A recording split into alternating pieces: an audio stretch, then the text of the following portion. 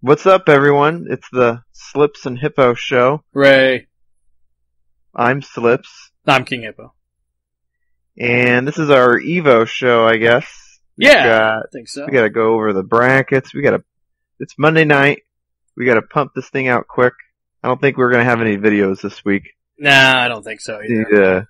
Those usually take a couple days to really get down with all the communication and stuff. So we're gonna pump this out. We're gonna be gone, by Thursday morning, most likely. So we're just gonna do this, and I think you guys are gonna enjoy it. We want to make this like the you listen to this on the way to Evo. How about that?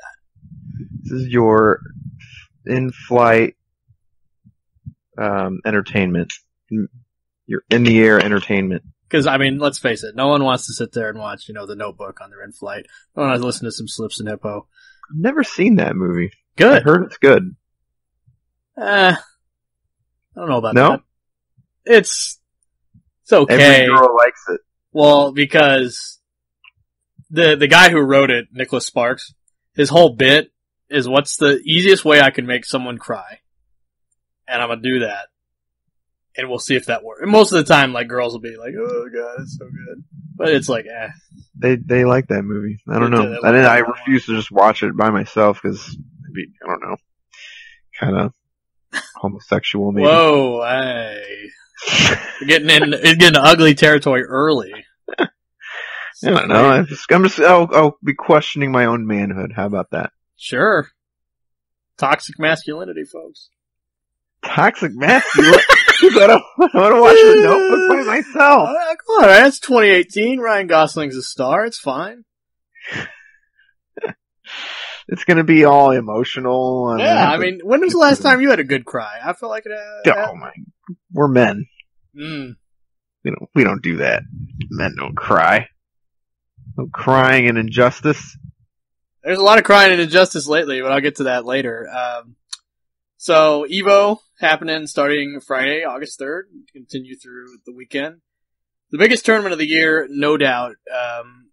Now, if you're newer to the fighting game community, you might not understand why Evo is such a big deal, and try to break it down as quickly as possible. So Evo is, I would say, with the exception of a few tournaments like maybe Final Round and NEC, and maybe, man, I don't even know. I think those two might be it. It is the single longest running major event, all the way back in the mid-90s when it was called Battle by the Bay. It was called B3.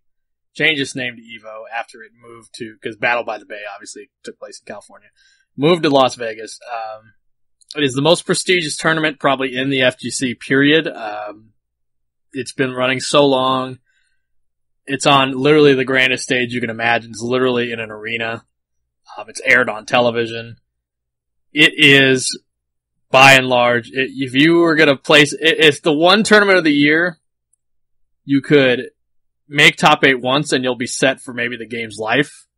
And you could go 0-2 and no one would care. I don't know about that. You'll definitely get called out. Fraud. You literally called KDZ a fraud last episode. Yeah, but that wasn't about Evo. Evo. Yeah, but that was afterward. No, Evo is the biggest. Yeah. It's got the most people. It's got the most prestige. Fucking TV's there. Yeah. TV. Corporate sponsor, corporate shit is there. Highly corporate, especially nowadays. Highly corporatized. Shit ton of people. It's pretty crazy. It's actually. Worldwide. You'll people from every international players. Yeah. Many nations will be represented. It's the Olympics of fighting games. It's the WrestleMania of fighting games. It's the WrestleMania of fighting games. That's a good one. To have one of those medals is incredibly prestigious. Which you do get a medal if you get top 8. It is the most coveted prize. But it's funny. What's that? I never got a medal. Someone asked me, they're like, "Can I see one of those old medals?" I was what? Well, it's a pride medal because they didn't even have medals when I got my top 8s. Yeah, I want to say they only started the medals maybe when Street Fighter 4 first came out. Right. And then afterwards you all got a medal. But I think you got top 8 in 2007?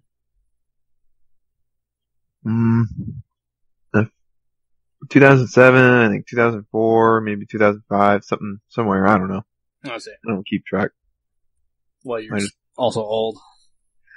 I just don't like to think about the past. I see. Got to work on the future, man. I see. Well, the past, is important when we talk about Evo legacies, and NRS games only really started, in 2011. It's a fairly new thing for them to be at Evo. The first time any NetherRealm Studios title was at Evo was starting in 2011 with MK9, which I believe was announced before the game was even out. Really? And that started a trend where most NetherRealm games would get into Evo without being released. It was sort of like, well, they're going to be a big important title, so they're going to be in the lineup. It's been happening consistently for the most part. A little bit controversial, but I would say it's now more of an Evo standard.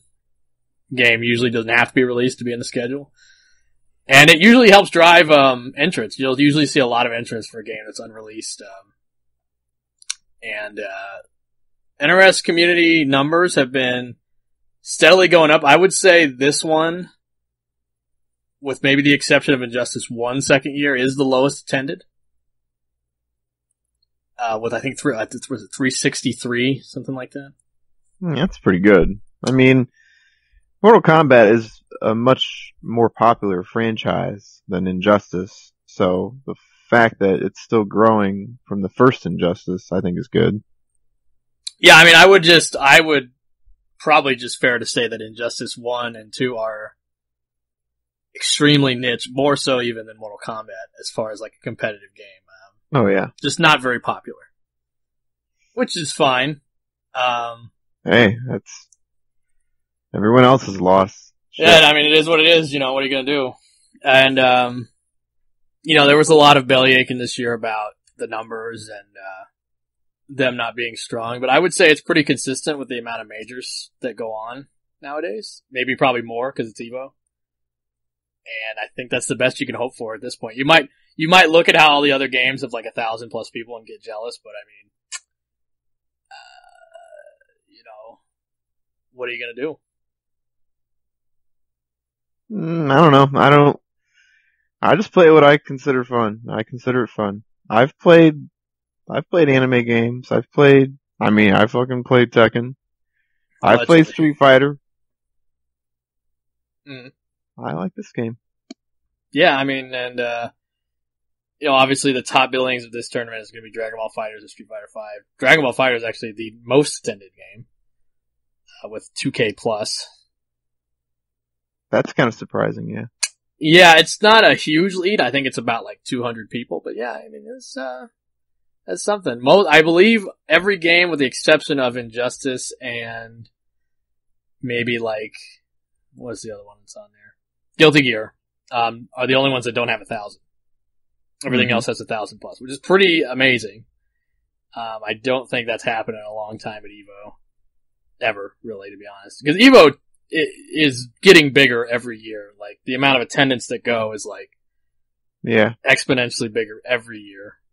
It's now, I mean, it's not in hotel ballrooms anymore. It's in convention centers. Right. They had to move up. And the finals, of course, are in the Mandalay Bay Arena. Which is a headache if you want to watch because you have to buy a separate ticket. And, it's an okay viewing experience, having been there personally. It's cool to see it on a big screen, watching it like a wrestling event. I think that's pretty cool. That's pretty cool. I've never actually seen that. That's pretty cool. Yeah, it's kind of cool. I'm gonna see if I can make that. Yeah, I have a ticket, so you get in for free if you're a participant, or you gotta... No. What? What are you talking about? Damn. This is a business, man. No, you'd have to buy a $50 ticket to, $50? Oh yeah, dude, come on. This is a racket. You know it's a racket. Oh my goodness. They want to fill the seats, don't they? Yeah. I guess there is a lot of spectators though. Oh, there's a lot of spectators. I'm upset as a competitor though. By the time Street Fighter V hits, I mean, that place will be full. Maybe not for the other games. But, Yeah, it'll be full. It'll be packed. Are they broadcasting Street Fighter on TV again? As far as we know, ESPN2 is having Street Fighter 5 again. Okay. Last year also, Disney XD had Smash Brothers on theirs as well. I don't know if that's happening again. Really? Yeah. That's pretty cool. Yeah. All right. Yeah. So that's you've never been to Evo before. It's quite an experience. You'll meet a ton of people. Do your best to not get sick. The Ebola virus is a real thing. There's so many people congregating for the first time in a large space. You're bound to see a lot of airborne germs. So wash your hands, use hand sanitizer, do all that. There could be some crazy specimens there too. Yeah, you'll never. We get all the crazies at Evo, to put it lightly. Like everyone, and it's Vegas. It's Vegas, so it's hot, and there's everything in the world. Every vice you could ever want, you could fulfill. So you get a lot of shenanigans going on, and it's usually you can find a good time. Now, luckily, unlike the Evos I've been to in the past, I mean, it's not the first time ever, but it's the first time I've been to one that is on the Strip, so I don't have to spend a shitload of money on Lyft and Uber to get to the Strip, which I enjoy. Because last 2 times I was at Evo, it was at the shitty Las Vegas hotel. I had to go to the Strip afterwards. That sucked. Nice. Yeah. Yeah, Mandalay Bay is good. So, we should probably start getting into the brackets. Yeah, so the brackets have been finalized and are now up on Smash GG. You can do some bracket prediction here real quick. I think a lot of these we can kind of get through pretty quick because I think the choices are fairly obvious. Yeah, an event like Evo, they're a lot more padded out. There's far fewer pools that are oh man, there's 5 or 6 dudes in there that could, there's a few, but for the most part, I would say they get spread out pretty evenly. Yeah. So the first pool we've got Biohazard's in it, so he's gonna win that one. Yeah. Well, who else is in there? Well, Infinity's in there, but ATP's in there. Yeah, he's in there. He's not bad. He just got top 8 at that Kumite in Texas. Yeah. Mm-hmm. So I would go with those 2. Well, three people are going to get out. So this is using the 3 out rule. Oh, this is the 3 out thing. It is, yes.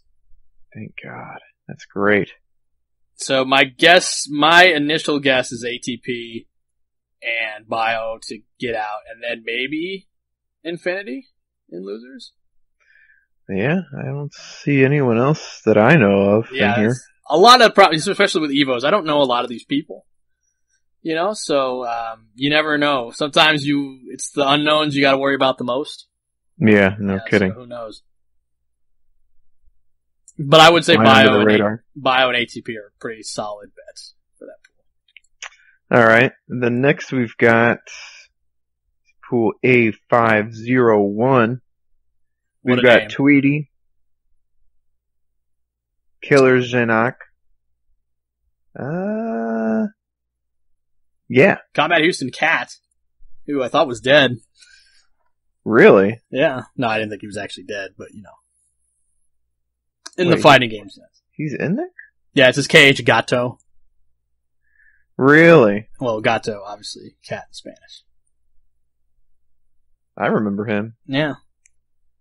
There's a guy named Bane in the Rain. That's a very funny name. I like that. Skeleon. Okay.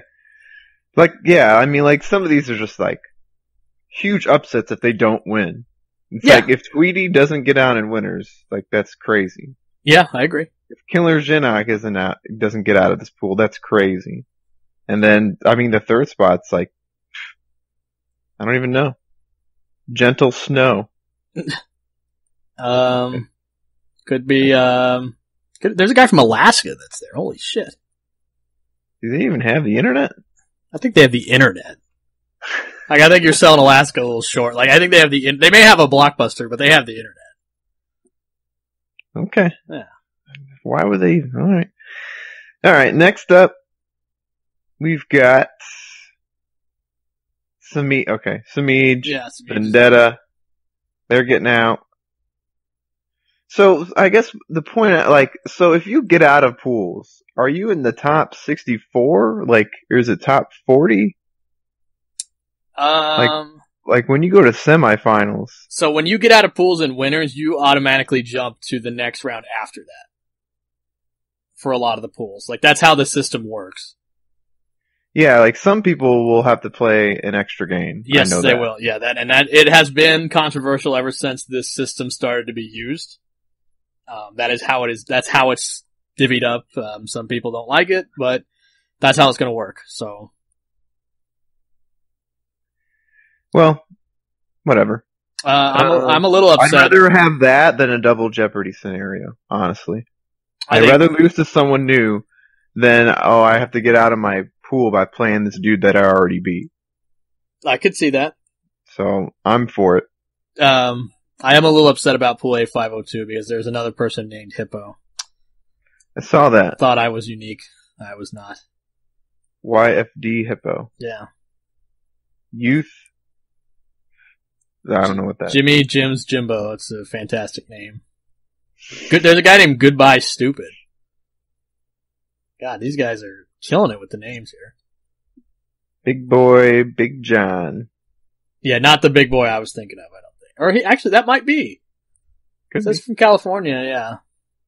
You never know. Yeah. Never know. I don't know what it is about the NRS community. They have this habit of not, love to enter events under different names. It's bizarre. Frankly, a little annoying. Trying to be stealth. Yeah, like, what's his name? Deg used to do that all the time, and it was like, dude, come on. You want to prepare. You want to make sure people aren't preparing for you. I see it. Well, there's a game to be played outside of, just being in the tournament, but again, I'll get to that later. So let's jump to pool A503. A disappointing slug is the greatest name I've seen so far. Like, I tip my hat to that name so far. A disappointing slug. I've never had high expectations for a slug, so a disappointing slug.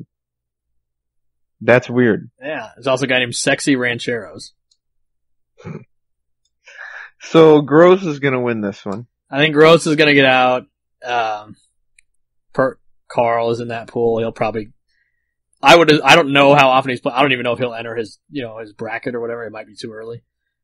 I would say him or Nikki would be the next one, maybe. Oh, Nikki. He's the KI player, huh? Yeah, like again, he might not because usually, KI's not at this event now, is it? So yeah.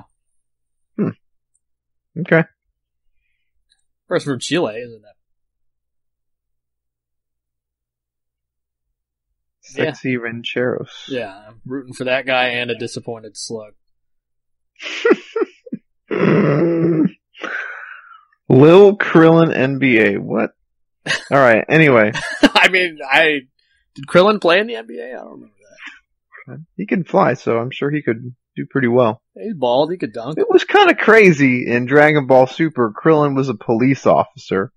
This is like, dude, you could have been like a boxer. Like, he could have made a shit ton of money. Like, he was trying to make ends meet. I was like, dude, you're fucking Krillin, bro. Like, you could just be a fighter, like a boxer. You could be like Mr. Satan and just get a hem of money. Anyway. Do you think he had a bad run-in with a black guy as a cop? What? Like, do you think he got into cop culture and like pulled his gun on a black guy? I don't think Krillin needs a gun. Yeah, but he's a cop. He's gonna get one. I mean, he wouldn't pull a gun on a black guy though. Like, he doesn't even need, he would take the gun just because, because it's issued to him. Do you think he used excessive force? I don't think Krillin is under that umbrella of shitty cops. I'm just saying it could happen. I mean, he might be side-eyeing Mr. Popo now, like, easy, sir. Get out of line. Mr. Popo's hella black. That is, yeah, I would say offensively black. I would say he's offensive. The Japanese don't give a shit sometimes. No, because remember they have, the problem with some of those Japanese animes is like they have that art style, which is just a legitimate art style they just like to do, where the lips are real big. It's not like a racist thing, it's just something they always do in a lot of animes. Come on. But they're being racist. It's a lot of animes, they have those giant lips, and then sometimes they'll draw black characters and they'll have it. It's just like, oh man. in 90% of the time, they're black characters. Like that guy in Dragon Ball. And he was with the Red Ribbon Army. And I think his name was Mr. Black. There was the Piccolo type guy. He's got big lips, but he's an alien. Pecan, yeah. Big lips aside, let's move to pool A504. Where we got Big D. Let's talk about big lips. Let's talk about Big D. Big Dick. Whoa. That's what it stands for, right? I have to imagine, but his last name has 2 D's in it. So. 2 D's in it? No. It does. I mean, if his last name started with D. It does. It's D DeMonico. Really? Yeah. Big DeMonico. Could be. Okay. I don't believe it to be, but it could be. Do you think his dick is really that big? I mean, he's a handsome guy. That dude looks like he slays, to be honest. I know he owns a business. Like, I think he inherited his parents' travel agency. He owns a business. Really? I think that dude he's probably rolling, let's be honest. Okay. Good big for you. Dick. Good for you, Big D. We got Chris B. Bacon. Yeah, he'll make it out. There's a guy named Black Navajo. I don't know about that. So Honeybee will make it out in this one. I think Honeybee will probably. Honeybee. Ja Homies is in there. Or DJ A Homies. I don't know how to say his name. I don't know how often he plays. He was okay. He was pretty good at MKX. I don't know if he plays in Justice 2 all that much, but that's something in there. He's pretty good. I think he plays with someone on the regular. Maybe Theo or... Like, he plays offline. I see. So, Big D, Honeybee, him will probably get out. Shout outs to Oddish Amigo. She's in that bracket. She's cool. That's White Boy's girlfriend. I don't know if she plays that often, but, you never know. Ladies have been upsetting people in tournaments lately, so who knows? Poor Slayer. Yeah. Pour one out for Slayer. He's not even at this event. I think he's so bodied. That's not true. I just think he couldn't afford it. But he ain't here. There's no Slayer at Evo? No, I think a long time ago he said he wasn't going to be able to make it. Yeah. It is not, in fact, because he lost to Infinity. Just having fun. Alright. Next pool. So Hayate's making it out. Pretty much all the big names should be making it out. Yeah, I think you never know, but I think it's safe to assume. Let me move your little Skype thing here. Yeah, that pool is, I don't know anyone besides Hayate. There is a guy named Tony Jawbreaker, which I think is funny. I give props to that. Censored Llama. That's weird. Who's censoring llamas? I don't know. Is it because their necks and their head, it's like vaguely phallic shaped, or what's going on? Well, if that's true, then a giraffe is fucking... No, I mean, we don't even allow giraffes outside of zoos. Like, think about it. I'm pretty sure they roam around Africa, though. Oh, I mean, yeah, in the savannah, but in the United States, we got decency here. You just have these, these giant, creatures with dick necks walking around. It's just not proper. Man, you see a giraffe headbutt a fool. They whip their heads around. When giraffes do anything that it's like, how does a normal animal do this? And then a giraffe, I'm amazed. Like when a giraffe is like, oh, it's going to sleep. I'm like, how does it, or, it has to give birth. I'm just like, that is insane. Like that's a giant animal. Have you ever giraffes are kind of weird, man. You ever pet a giraffe? I'm a little short for that. No, I mean not reach up it, but you go to a zoo and they walk up to the thing and you can pet them. No, I haven't. Really? Yeah, there's a zoo here, where there's giraffes and you can, they'll walk up to this, it's kind of like a treehouse type thing that you can walk up to and you can feed them. You put a quarter in and get these little pellets and you hold that and their tongues are super long. Mm-hmm. And they'll just lick that shit up like an iguana.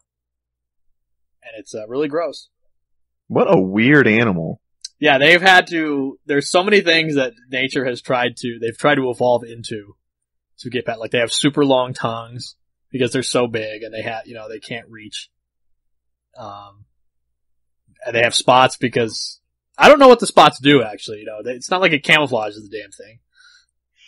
I think they're just there.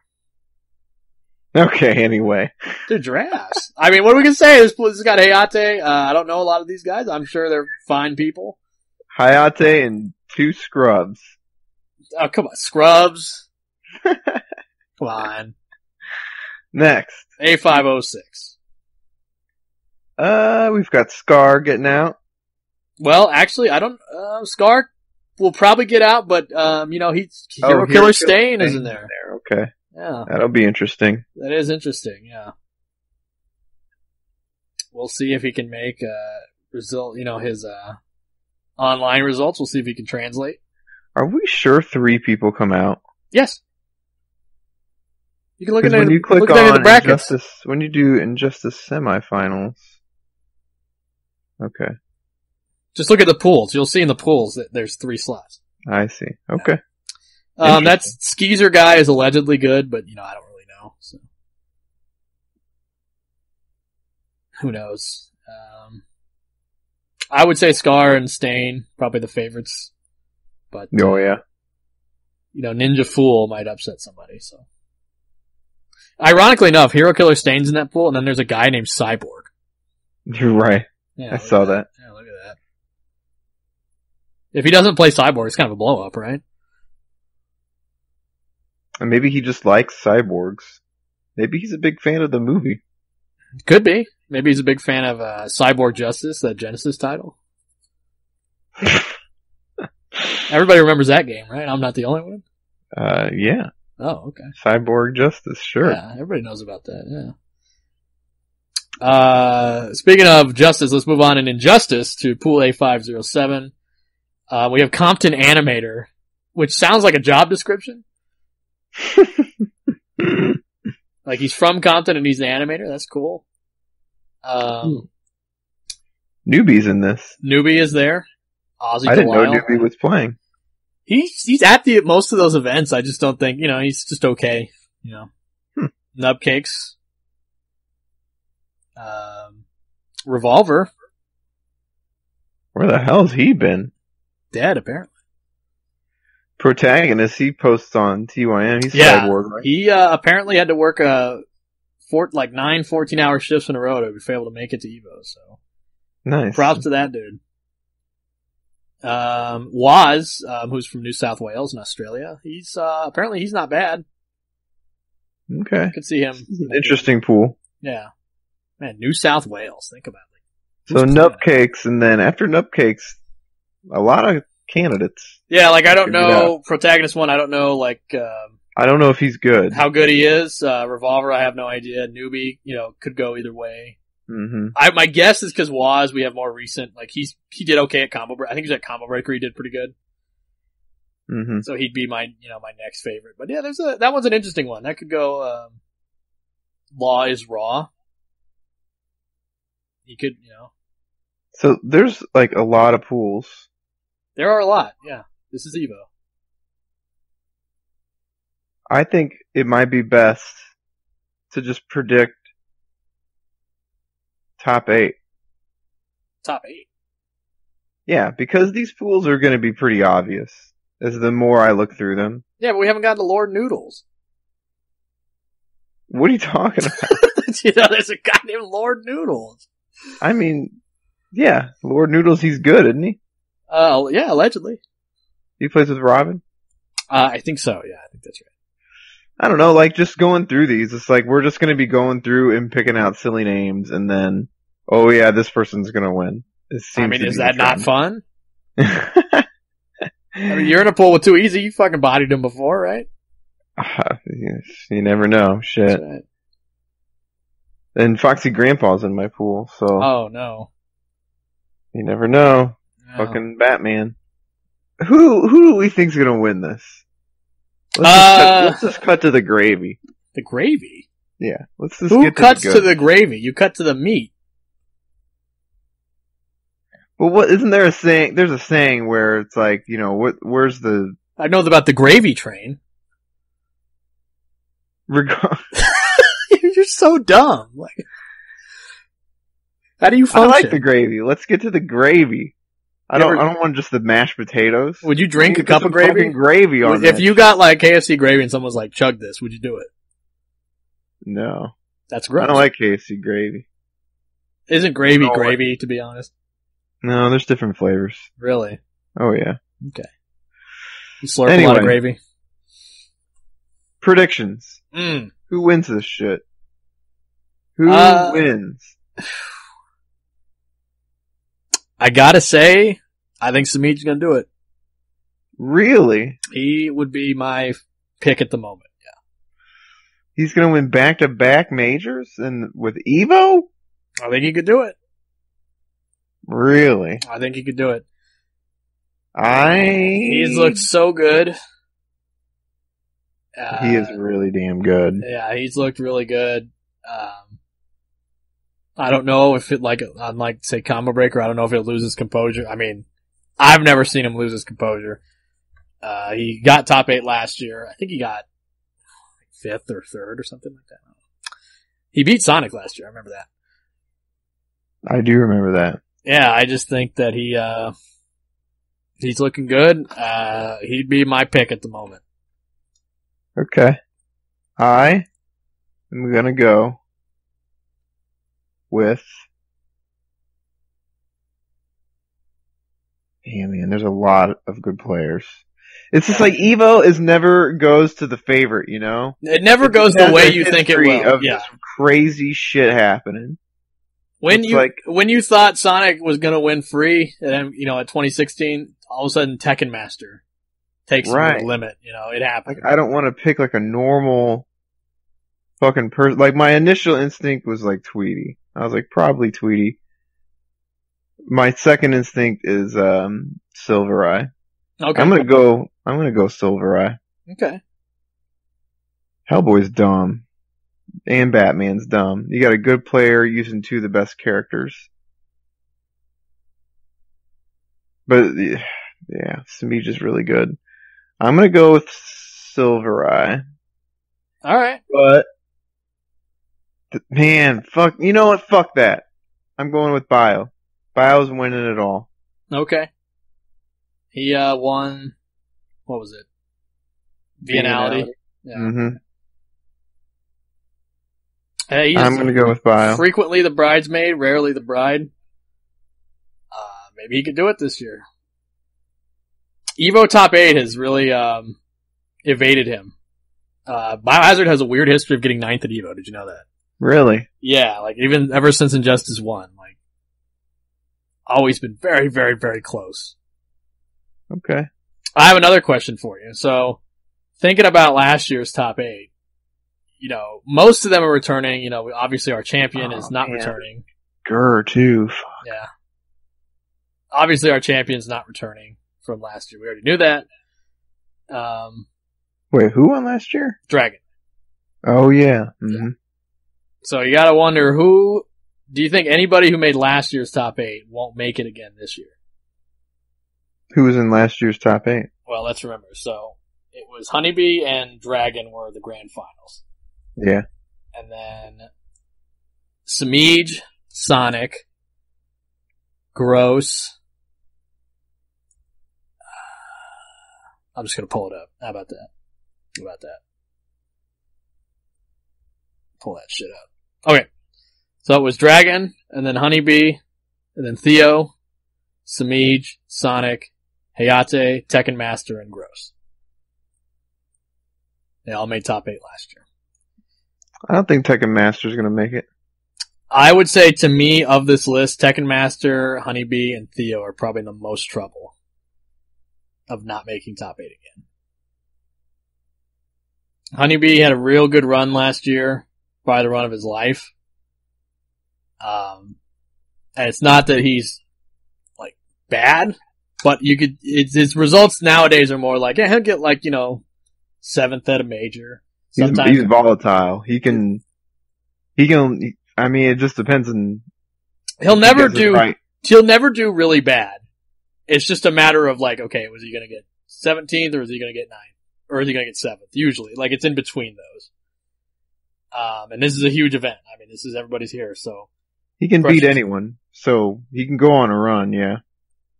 I was say he But did it yeah. last year more or less. So Right. He's a wild card. Like, he could win and he could not make top 8, yeah. And I think it's just a product of Flash. yeah, it could be. Tekken Master, I would say, hasn't looked as hot this year. Just not, and again, when we're saying this in the sense of like, we're going to make top 8 at the biggest event in the world. Tekken Master hasn't had as strong a run this year in Injustice 2. I don't know if that's just because he hasn't been able to nail down the right character to use, because he never seems to do that. But I don't know, like, unlike, say, some of those guys like Gross and, Samij and Hayate, who have continued to do pretty well, I would say Tekken Master's on the lower end of that, so yeah, I'd say that's a fair shot. He's lost a little bit of momentum, yeah, ever since the Tweety thing to me, really. Right, yeah. Took the wind out of his sails, yeah. As it would anyone, I would think. Like, that's such a blow up, it's like, what are you gonna do? Theo, let's see if he can, make up for a lot of lost opportunity here. Because I would say, this is pretty much it if he wants a chance at making that, those IPS finals, Mm-hmm. So, we'll see if he can do it. Hayate, I could see going either way, because sometimes he'll do really well, but sometimes he'll kind of just peter out to like top 16. I don't know if that's because he's another one where it's if he can get in and make the right reads, like, yeah, he'll keep going. I think it's pretty fair to say he's kind of like Honeybee, where it's like sometimes it works out for him, and sometimes it doesn't. Maybe it's a Canadian thing. I don't know. I just think it's the characters that they use. Like, they mainly use characters that have to get in, and then once they get in, they gotta guess right. Good point. If they get through all that, then yeah, they're good. But they gotta weed through a lot of bullshit, and they gotta do a lot of downloading of their opponent first. Right. And if they never get that download, then they're prone to be upset sometimes. Fair enough. Because I feel that, like, with Leos, like, sometimes I do great with them, and then other times I'm just like, it just doesn't feel like you can get a beat on someone, like how they're playing the matchup. Like, they'll be running and then they'll come in, and then you're like, okay, so this person will break down and come in, and then they don't ever come in for the rest of the match, and you're just like, what the fuck? Like, that type of shit happens. Like, and it all depends on, everyone's value system on it. Once they have the life lead, they might be more prone to just keep running. If they don't have the life, it's tough to gauge the aggression of the other player sometime when you gotta play at their pace. Yeah, I think that's true. They both use characters where they have to figure that out. So I get it. I think either one of them could easily make top 8, but, if they don't, shit happens, man. It's Evo. Like I said, we said Evo is the one tournament of the year where a disappointing to some would be disappointing is probably just like, all right, it's Evo. It happens. Yeah. All you can do is just play your best. Here's a question. Play your best. Here's a question. Will Sonic make top 8? Yeah, he will. You think so? I'd want to say no, but nah. He's too good, man. He might not win, but I would say, I don't see him winning, but top 8 is probably a safe bet. He doesn't seem focused on Injustice right now. Definitely not. I think the Tweeties and the Samijas of the world will probably be on top of him. But even then they struggle against them. And then that's what's so crazy. Like, Samij barely beat Sonic Fox, like, last time they played. Like, that's how crazy that is. Yeah. But Sonic, it just seemed, the last we saw him, he was just trying to derp out with Starfire, and I don't know if he's played since. Yeah, who knows? I don't really know. I know he did really well at the versus fighting for Dragon Ball FighterZ. He beat all the Japanese players. Yeah, I think he's going ham on that. And can't blame him, man. It's the biggest tournament at EVO this year. Biggest tournament at EVO, yeah. Will not main event, but it will be co-main event. Mm-hmm. Wow. He's going to be hyper-focused on that. Yeah, I mean, it's the biggest stage of the year. A lot of things could happen. Like I said, we make our predictions, but Evo, especially Evo, always finds a way to impress you. Like I think we pointed out last week how Evo 2013, I don't think a lot of people would have called KDZ winning when that happened. I would say Chris G would have been more the odds-on favorite, especially at that time because he'd won the past 2 tournaments. 2014, Sonic winning wasn't the most shocking thing in the world. But I mean, there were a lot of surprises. So I don't know if you remember Evo 2014. I was there, but so Evo 2014 was really interesting because they played about 7 or 8 pool matches for pools on stream.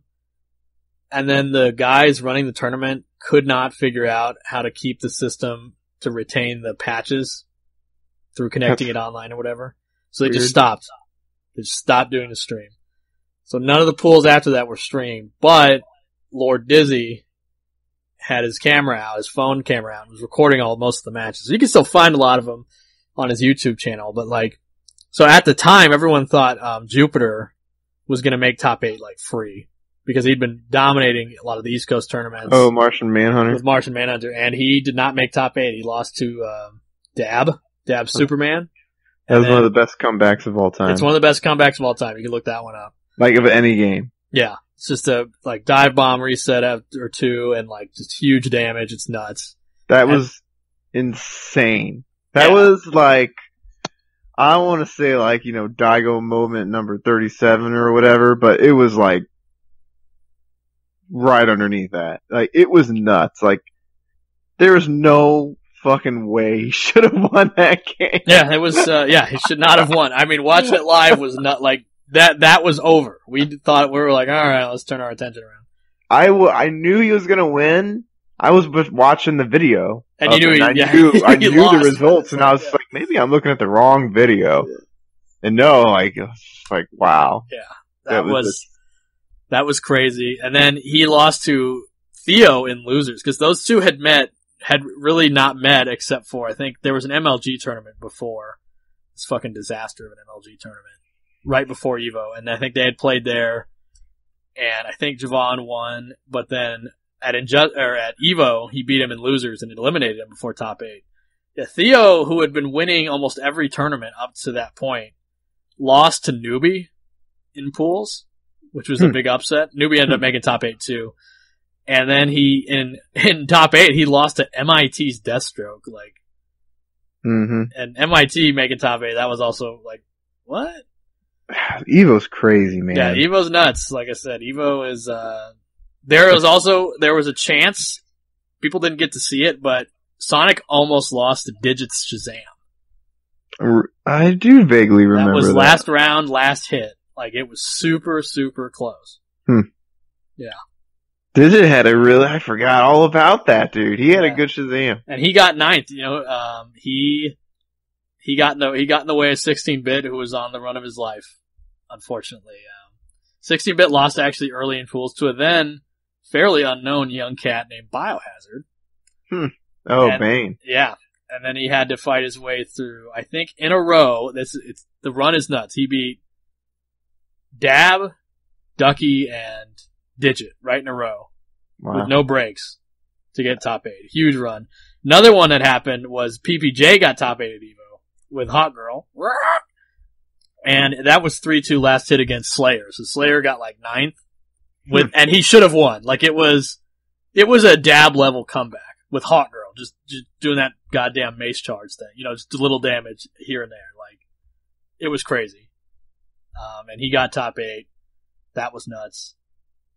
And then, Pig, I think, almost won the damn thing. He was in winners. He was in grand finals from winners. That was a good tournament. Yeah, that was a damn good tournament. It's one of the best I've seen. It's unfortunate a lot of it wasn't able to be caught up on an official stream, but you can still see a lot of it. I mean, if you remember too, for MKX, Evo 2015 had the unfortunate thing of a patch happening right before Evo, where they had to fix Tanya. And they added some buffs, Liu Kang got buffed a lot. His Flame Fist got buffed a lot. And you could argue that helped propel Zyfox to getting top 8 at EVO by beating Saltface. Like, he beat Saltface barely and was able to make top 8. There was that one guy, I can't even remember his name. Milky, that was his name. Milky Situation. He got top 8 with Reptile. I think he beat MIT. Ketchup got top 8 with Quan Chi. Yeah, that was again, like a lot of Sonic winning wasn't unexpected, but, yeah, there was a lot in the top 8. You'll see a lot of weird, like, oh, that probably will never happen again. This is an exciting time. And then, of course, 2016, we had Tekken Master, who I don't even know if he was like really known at the time, but he got second and like took Sonic to the very, very last game. Big D got a top 8 at EVO. That was pretty good. I think Hayate got top 8 at EVO for the first time that year.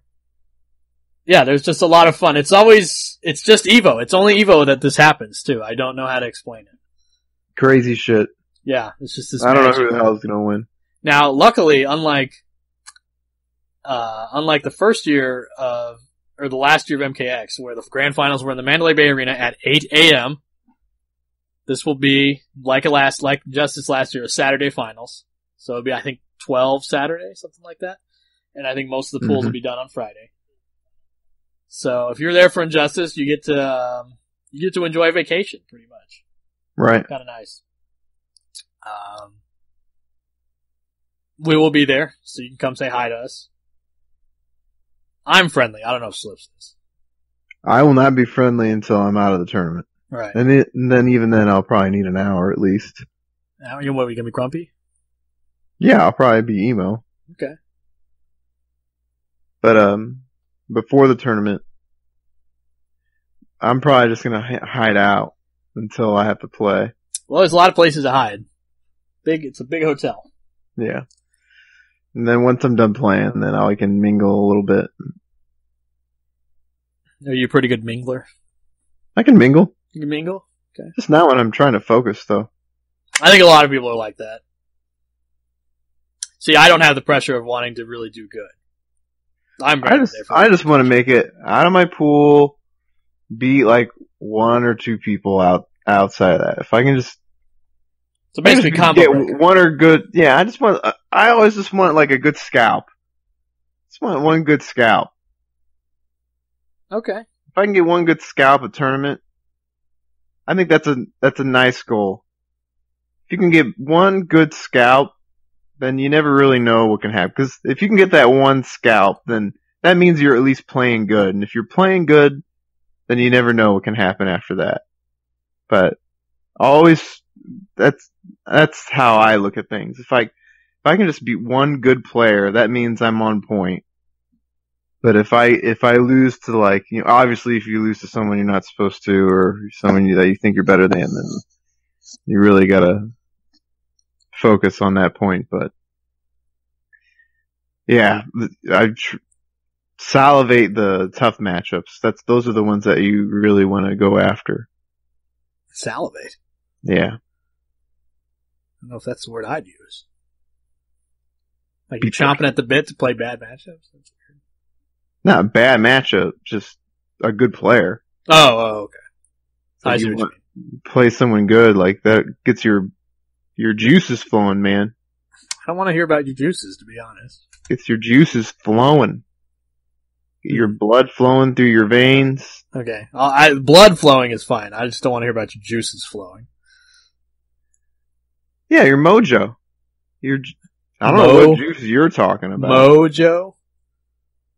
Why are you emphasizing Mo and Mojo? I was quoting number 2 in Austin Powers' Spy Who Shagged Me. Oh. When he says, I'm going to steal Austin Powers' mojo. And then number 2 goes, Mojo?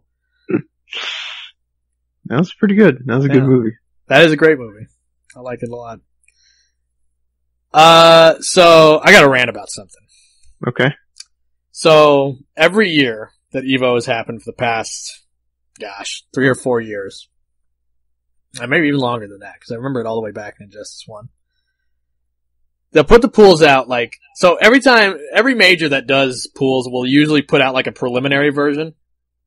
and then they'll narrow it down because a lot of times they got to region out, seed out for regional and placings, and usually they don't do that at first. They just get pools done and then do that.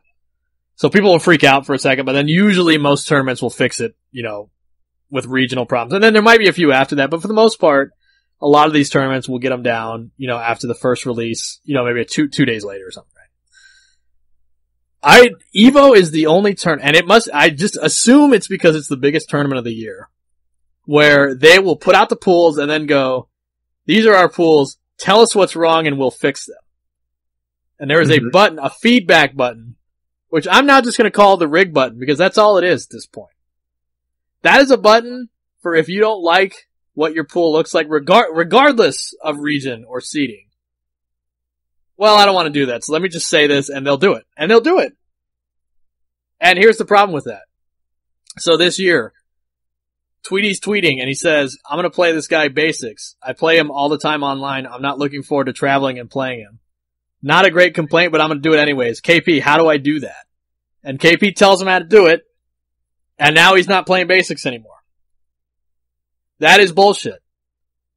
That is not something that should just happen like that, because that is not a regional issue. That's not a top seeding issue. That's just a dude you play online. And he might be good. I don't care if he's good or not. That is not something that should happen. But you know what? You can be as mad at people for abusing that as you want. It's actually just a part of the game at this point. I call it the feedback button meta. And it's because that this tournament allows people to do that. There are the Combo Breaker has a guy named Curly W that runs the brackets. He's the guy that invented the 3-out system. I think the guy's a mathematician in life. Like, he's just all about brackets. He knows how to do it. Rarely asks for seeding issues. That's why Combo Breaker is usually the best run tournament of the year. That guy is never hired for this tournament. And I'm sure the people who make the brackets at Evo are nice fellas. But every year this happens where they'll release brackets and they're not great. And then they'll go like, all right, we depend on the community for feedback. And then the people that do it, this is the even bigger problem. So the people who do the brackets are people like KP, which KP is mainly a commentator, but he also is a player in the tournament. And I have a big problem with that. I don't think he's doing anything wrong. Like, he seems like he's a good dude. I'm not saying he's playing havoc with the brackets. But the potential is there, because we have seen when you give players that ability or that power, it always something comes up. So this year, that guy Mays, who is the CEO of Noble, offered up his version of pools to Evo, and they accepted it. And he was the guy working on pools. That guy has like 6 players or whatever playing in this goddamn tournament. If that's not a conflict of interest, I don't know what is. Again, I'm not saying that he actually did anything wrong. But it's the principle of it. Why would you have a guy who's the CEO of a major brand in that tournament that has a lot of players there, who has a vested financial interest in these players doing well? Why would you have him seed the bracket? Does that make any sense? I didn't know that. Yeah. That's how it happened. And they'll just listen. And think about it. If you're an Evo guy and you don't know who this Maze guy is, would you listen? They would probably just listen to him. It seems like he knows what he's talking about. He does the War of the Gods stuff though too, doesn't he? I don't think he does the brackets. I think those are just kind of generated. Okay. But and also War of the Gods is not Evo. It's a different story at this point. Again, I want to emphasize, I'm not saying these guys did shenaniganize the brackets. I'm just saying you have to be impartial at these things. You have to use impartial sources. That's why Curly W from Combo Breaker doesn't let anybody else in, because he knows that is because to be honest, this community has had a problem with that in the past.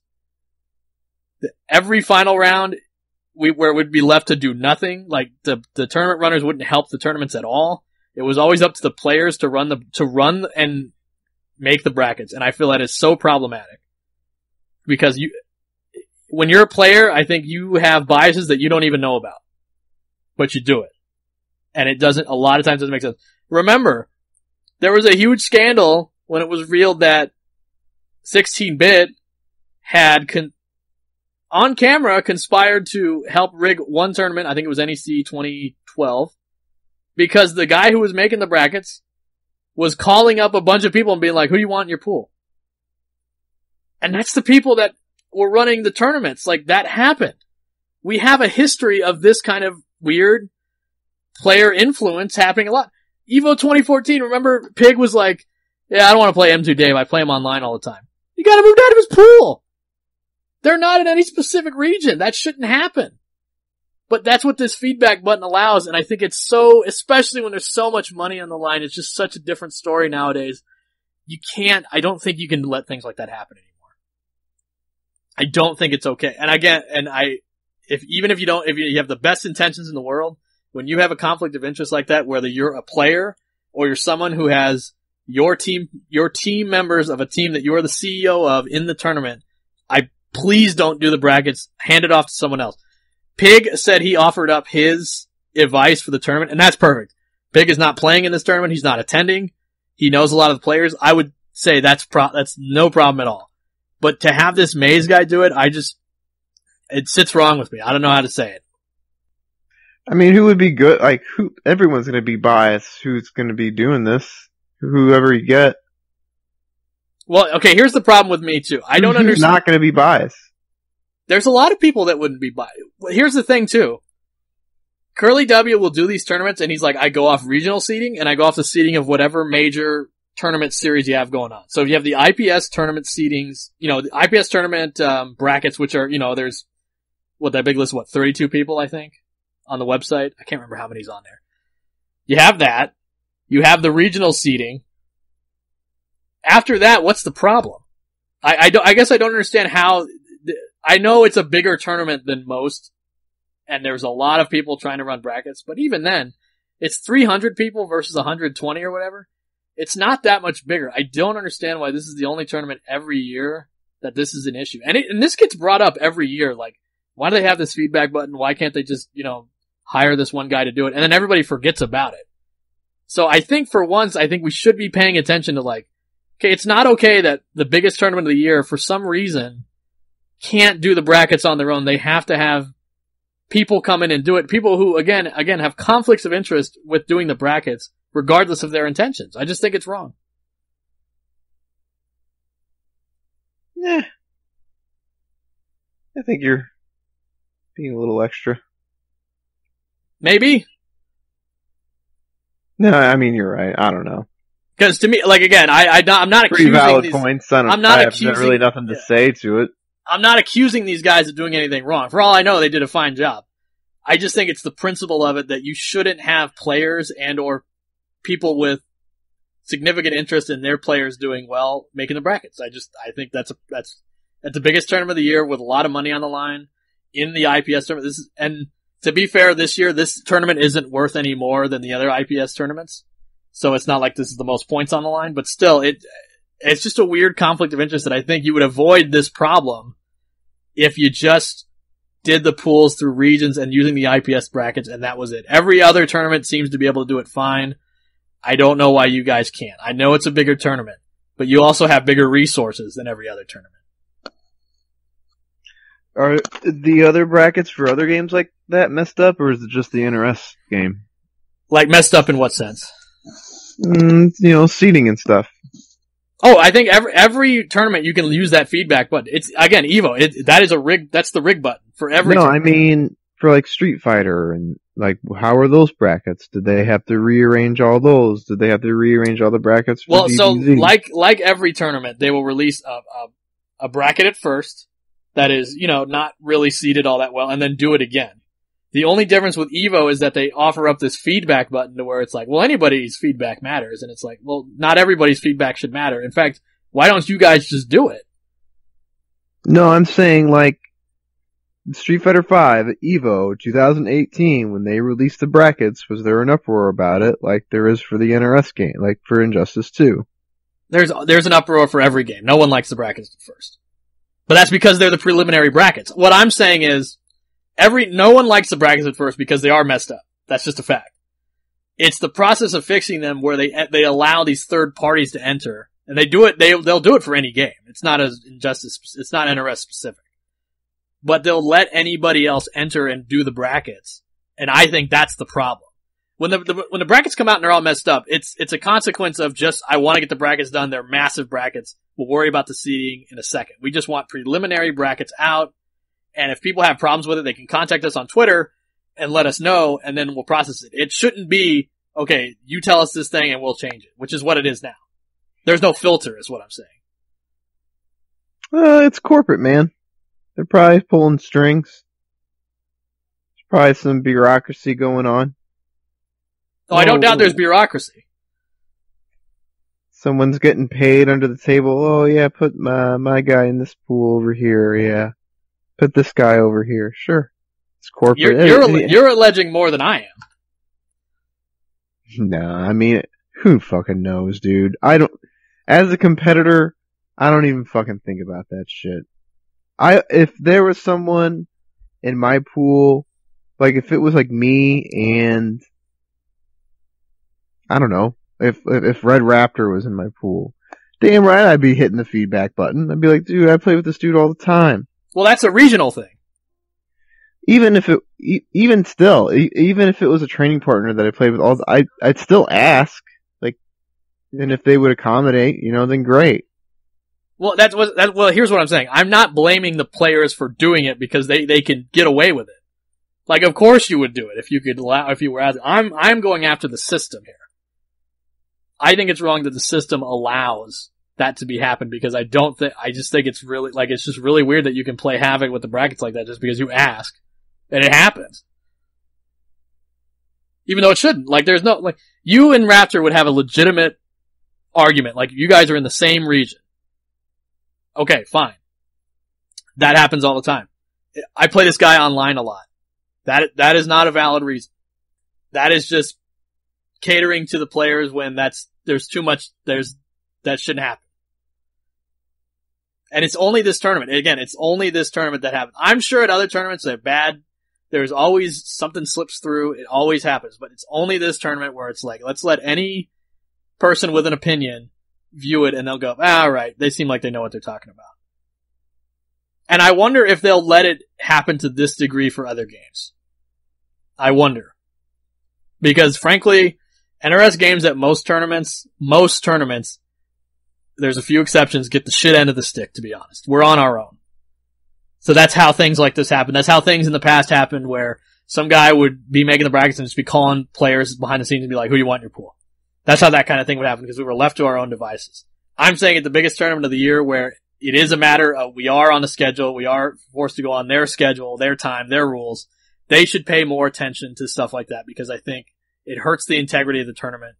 Even if nothing happened, even if nothing devious went down, I do think it's like, okay, these brackets are always messed with and things like that where anybody can move around. I just think it's really weird. Really weird, and I don't know why it happens.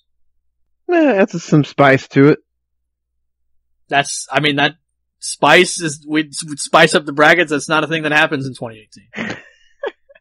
If you remember, that is what L.I. Joe actually said. So if you remember, L.I. Joe ran, I don't even know if he does anymore, ECT. And they were in the Capcom Cup. And they had Justin in top 32 against someone, and they switched it. And when somebody brought up, why did you switch it? They'd go, well, we're trying to spice up the brackets a little bit. And Capcom was like, you're off the Capcom tour. How about that? No shit. Because you can't do that. You can't do that anymore. Mm-hmm. It's too much money on the line. You can't just do it because it'll be funny. Which is what, they do that all the time. It is fun for the viewer, it's totally fun. Like, I remember NEC 2014, the whole talk of the tournament was when are KDZ and Evo gonna play Superman Mirror? And of course they met up before top 8. Because it was set up that way. And it's fun for the viewer, but I'm sure for the players it's kind of annoying, like you're kind of, playing with us here. Like, and that's not how the tournament should be. It shouldn't be set up to this match happens, first. Seeding, and people will argue, like, the shocks of the world will be like, well, there should be no seeding. You just play whoever's in front of you. Which, okay, fine, whatever, bleh. But the reality is seeding is a thing, and once it's done though, that should be it. And I don't know why there's this extra, like, well, I don't want to play this guy, I play him online all the time. Well, get fucked. Oh, I don't want to play this guy, he's on my team even though he's not in my region. Sorry. But, again, you can't blame the players too much because it's just something there to be abused. have to think about what's enabling that. And I think it's that Evo feedback button. I think it's a weird thing that the feedback meta happens every year. And I really think they should take a look at that, or at least hire that Curly W guy, because he knows what he's talking about. Combo Breaker is an amazing, really run tournament. I think he helps run CEO too. Those tournaments rarely have issues. I just think it's something that should happen in the future. That's just my opinion. I'm sure Slips has a different opinion about a little bit. Yeah, it's pretty valid, I guess. I got no quarrels with what you're saying. And let me also state, the people who win, who get top 8 and everything like that, will do it on their own merit.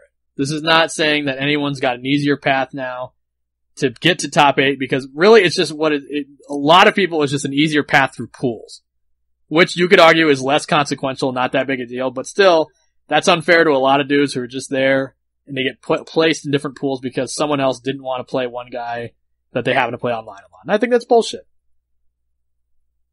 But I think I've talked about it enough. What else you got for us, Slips?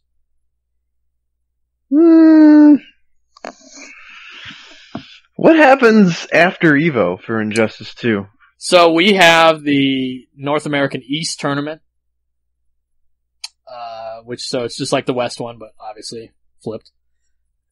We have SCR in September. We have, I believe that's also where they do the international one, so I know they have one for Latin America and one for Europe. They're online as well.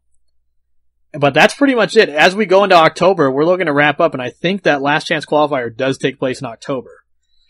So we will be done by November. So we're getting into the last, that's why I mentioned for Theo and a couple other players, this is kind of their last chance. With the exception of SCR, if you're, a Western-based player and you don't have the points up, this is crunch time. Sounds like a hurricane's going on outside, Jesus. But, this is crunch time if you're on the West Coast, and cause we're getting down to the IPS finals. So. Interesting. Yeah. It's gonna get, this is the time of year where it gets most exciting because it's gonna What get real happens close. after that? After IPS? Yes. What happens to the NRS scene after the esports is done? Well, they have been programmed to quit, so they will quit. So you think the NRS scene community is just going to dissolve? No, but I think it's going to back to the same old shit. They're going to start saying the game's bad again, and that's the reason why they won't travel, when really it's just programming. We don't usually play the games past this time. So will people just be done with Injustice 2 after that? It'll be over. That is what a lot of people are saying. I think that, to me, the tournament numbers What are they going to be playing instead? Nothing. They'll be playing nothing. No, not nothing, but they'll be playing, and I'm doing air quotes, a fighting game. That it will not be a significant replacement, except, there's some people, but not a lot of people. They're just gonna spin their wheels until MK11 comes out, I guess. That's the idea. Which is, to me, ridiculous. If you play, however many hours of this game, you have to like it at some level. And I would imagine you like having money. Because you can win, even though it's not pop bonuses, mind you, you go to these tournaments, you win a decent amount, 120 people or whatever. I know it's not, people are like, well, I can't even make my flight, so what's the point? Where everyone's so, money-minded, which to be fair, it's an expense to travel to tournaments. But, if you got a sponsor who'll let you do it, why not? What is up with the silence from NRS? What does that mean? It's still, I think people are still what the hell is going on? And it's almost, I feel like after IPS, people are not going to play almost out of protest. Well, what is there to say? What do you mean? Who's to say that, last year at IPS they had a big announcement. True. Probably have one again this year. True. I think also, to me though, I think I come from the time where it was okay, they wouldn't say shit for a long time and you just played if you liked it. Yeah. If you don't like it, it's valid, okay, well, don't play it. That's fine. I don't blame you. But if you claim to like the game, but you're gonna protest because they won't talk about a new patch or something like that, what the hell is that? I just don't know what else NRS can do to like Satiate have the a players. better community, honestly. Well, I think Have again, a better community of players. I Because think we're there's so spoiled. We're all so spoiled. We get a game every 2 years. The first year, it's just, NRS trying to get things balanced. The second year, it's just people complaining about the stuff that's still in the game, even though it's really not even that bad, but because they know a new game's coming out, they still just talk shit. I don't know what the next. It's like when I look at Tekken. When you look at the Tekken community and how much it struggled for a while, but the community was just good because it just. Oh, we have Tekken. Yeah, that's cool. Yeah, the people that play. I mean, I said this on the last episode. I was like, one of the reasons I quit playing Tekken was because the community just kept getting smaller and smaller, and the games just kept getting worse and worse. So I was like, this shit's done. And Tekken 7 comes out, and then boom, and it fucking explodes for various reasons. But because that community, that small niche of players, Tekken couldn't even draw more than 100 people. Oh no, yeah, Tekken's had a huge resurgence, It's crazy, and so it's like that core of like hardcore players that just love the game, like stayed intact. Would that happen for Injustice 2 or an NRS game? Like if NRS just went silent for like 2+ years, would there be a strong core base of like just supporting players who just love the game? And I don't know, man. Like, it's just weird. Like, I wish our community was just better, because I think that's part of the problem. This has been, talked about a lot on the forums lately, TOIM, and some people were like, well, the game should just be better. It's not deep enough, blah, blah, blah. I don't buy that. I don't buy that. I really don't, because there's plenty of depth. Well, see, every time a game comes out and is relatively simple, it blows up. It always happens. When Street Fighter 4 came out, you remember how people were like, it's so dumb. We obviously know who's the best. It's never going to change. The game sucks. Right. And then every time we would find something new. You always find a way. Right. Life finds a way. People thought BlazBlue Cross Tag when it came out, it was like, this game has 2 buttons. We know who's top, and that's all it's ever going to be topping. Every day, people finding new shit to come up with. Right. Now, obviously, a lot of those games, again, a lot less. NRS is a different level of simple to a degree. But at the same time, I don't believe that's an inherent negative. I think a lot of characters who tend to be the best characters are good because they are simple to use and really strong. That is just a fact of life. I think people would argue that like they'd be okay if characters that were top were like Blue Beetle, but not like Starfire. Like that's not okay, which is like, well, that's bullshit. Their simple characters are usually the best because they are simple. Like that's just a fact. When people are trying to win tournaments, they're trying to exert the least effort possible. So yes, they will gravitate to simple to use characters who do one thing very well. That's just a fact of life. I don't think it's talk about the depth. I have talked about in the past that the game obviously favors one style of play over the other, and I think that is problematic for depth, but I don't think it's like the ultimate, like, the death bringer as far as like, oh, this is, well, there can be no depth to be had here. People can walk back too much. I don't think that's the case. I just think it's weirdly favored in the system. Just like I thought MKX was weirdly favored in One Direction too. It doesn't mean there's... Every game has that. I think every game has that. To it, sometimes. I think these games are a little more extreme, but yes, to a degree. You had Street Fighter 4 Vortexes, and people still played that game religiously. Every game had shit. Every game has broken shit. Street Fighter 4, considered one of the best fighting games of all time, literally had unblockables, and that still didn't stop people from playing. Fucking Tekken has like the same character, like Street Fighter 5 right now has got this, like how many Camis make top 8 and Akumas and shit, and it's just, I don't get it. I don't understand our community. I just don't get it. Well, to me, here's the difference. So, because I'm go on SRK religiously and stuff like that, so I kind of follow what the general public is talking about Street Fighter. Have the same level of complaints. It's just that I would say they don't let it make them stop playing. That's the key difference. And I don't know how to solve that problem. That's what I don't get with the NRS community. It's like people will complain and they just, that's the reason they're quitting. Yeah, like it's just like, I just don't get it. Because then it's like, well, did you ever? Well, that's to say that was the next thing. What game are you going to play where you're going to be more tolerant? Like, I just don't get it.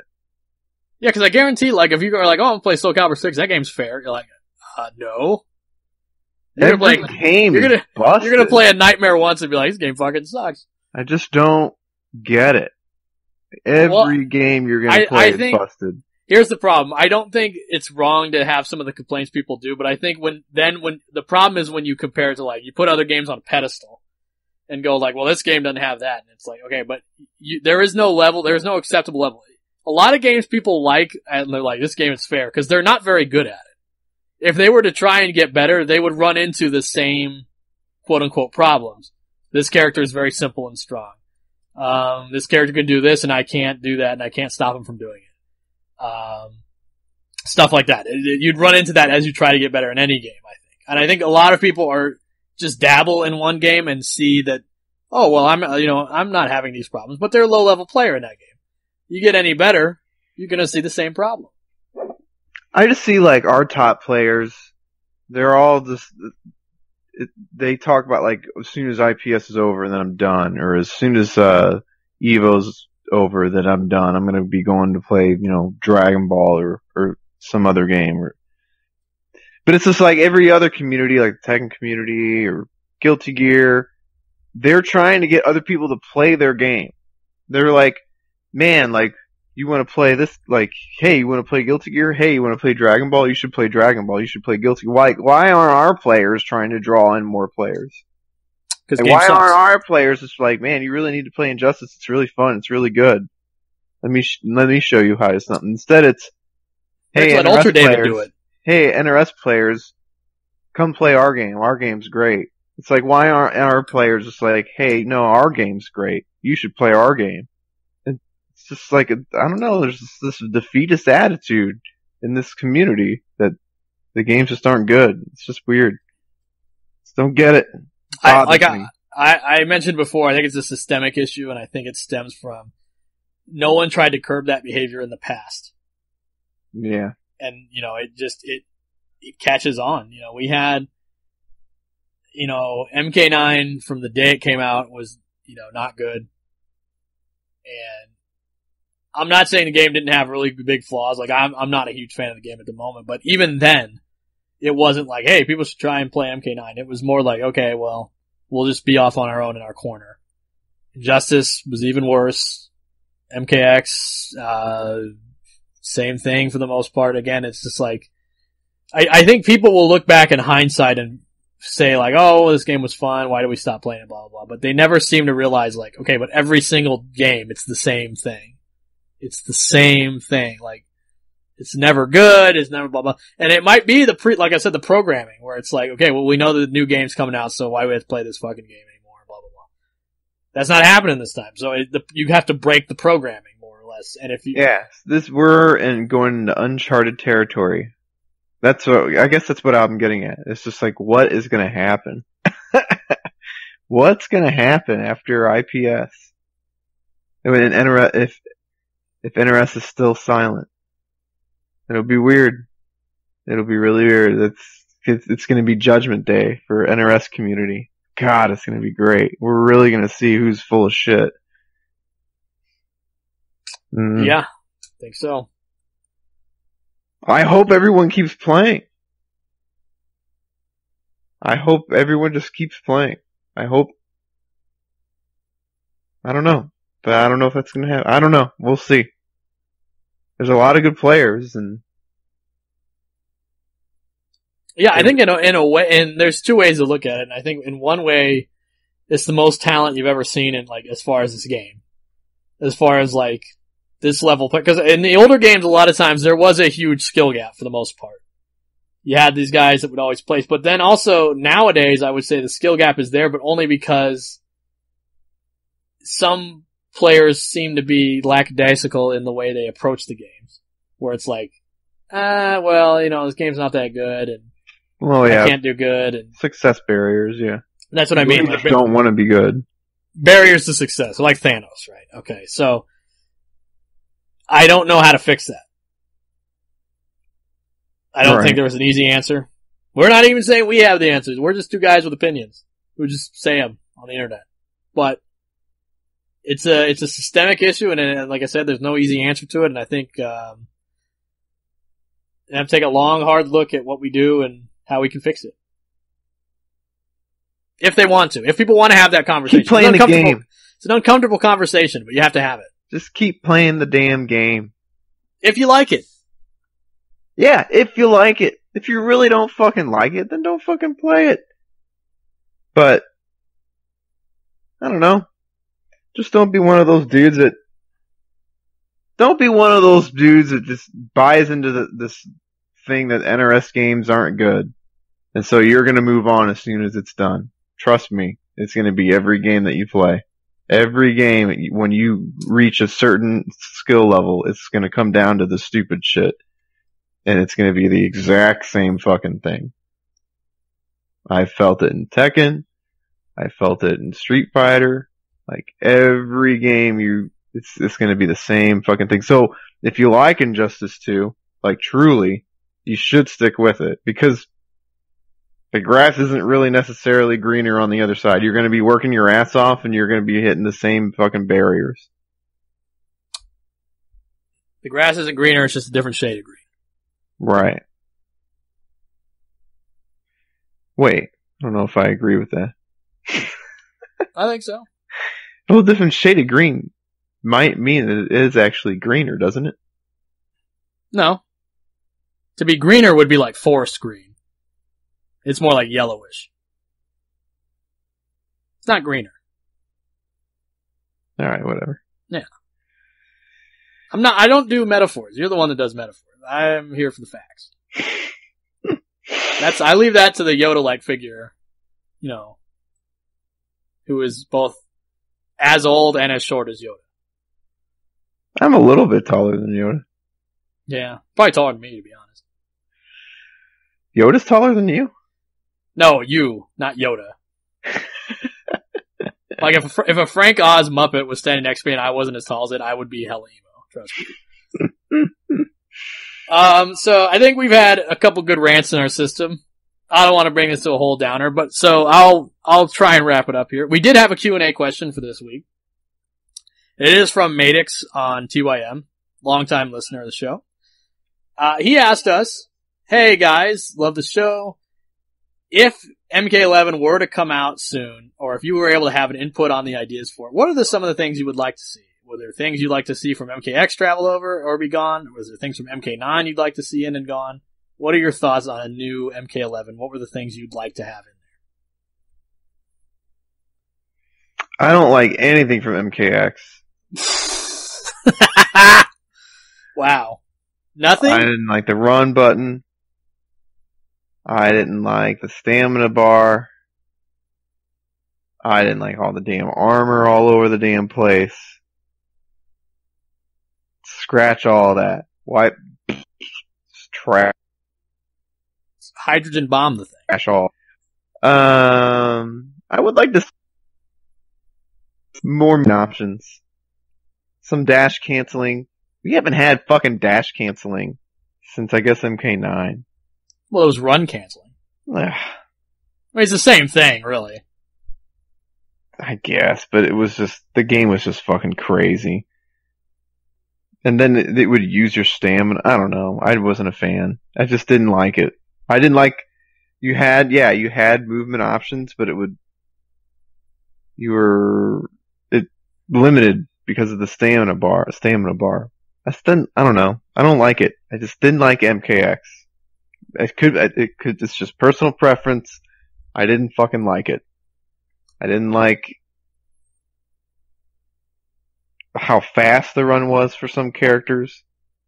There's a huge advantage if your run was fast versus look at fucking Kano and Jax. It's just like the fact that their run wasn't quite as fast as the others was like a huge fucking difference. Anyway, some dash canceling, just more movement options would be good.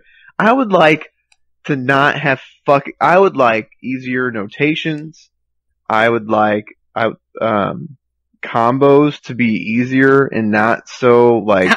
Could they be any easier? Are you kidding me? I fucking hate all these goddamn combos. How could they be any easier? Are you kidding me? These combos are such a pain in the ass to learn. They're literally called dial-a-combos for a reason. No, there are some characters that are easy. Other characters are a pain in the ass. I don't fucking like it. I hate these combos. I hate 2D combos. Just. We're gonna have natural and natural counter hit combos? Get out of here. I don't want that. Shit out of here. I just like a normal fucking launch. You get a few hits, and that's it. I came from fucking Tekken Tag. And everything was just so, I hate the execution it takes for these combos from all these modern games. It's just annoying. It's easier to get a hit in Tekken. It's not easier to get a launch. I don't know about that. Not a launch, but there's more, more mix-up options just in general. I don't know about that. What do you mean? Well, by the very nature of the game, most characters have either, an overhead or a low attack all the time.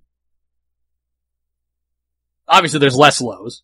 But still, I mean, it's, there's more, the offense is far, in Tekken, because the movement's different too. I can't even fucking play the game without spending 3 or 4 days in training mode, like, learning all the fucking combos and their variances. Like, it's annoying as fuck.